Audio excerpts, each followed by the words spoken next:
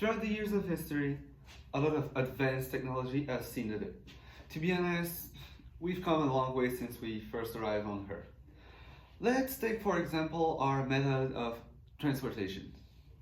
After walking miles on hand to go to destinations, we started to remedy the situation by using horses, right? But then later on, the worst of it all came after the invention of motors, cars, which are exactly what I'm here to talk about today.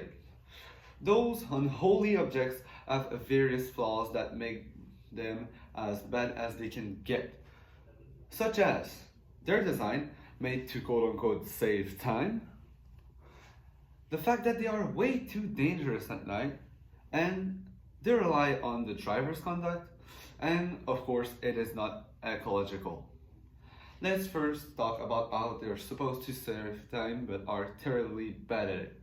Those quote unquote freedom machines are supposed to bring you wherever you want the fastest way possible.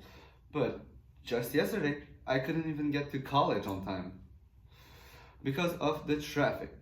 I swear, even my grandma would have been faster by simply walking. But to top it all off, I couldn't even find a simple parking spot that you pay for.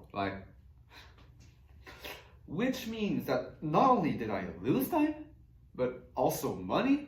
Talk about freedom. Then, after realizing that cars don't give freedom, you find out that they become a responsibility. Yes, you heard me.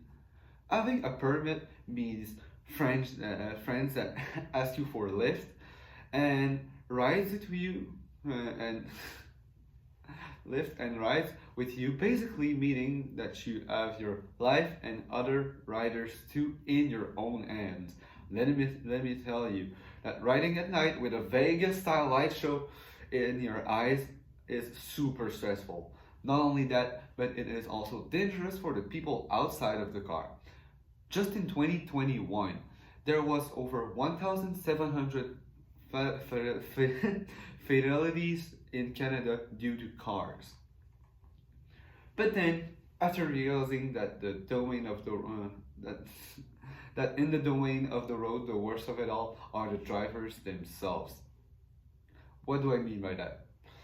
Well, either from overall not having the ability to drive people to just basically being dumb, I've seen everything.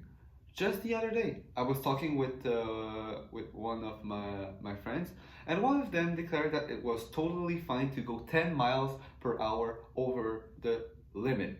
I was like, "You're mad," and everyone seemed to agree with him. Like, how dumb is that?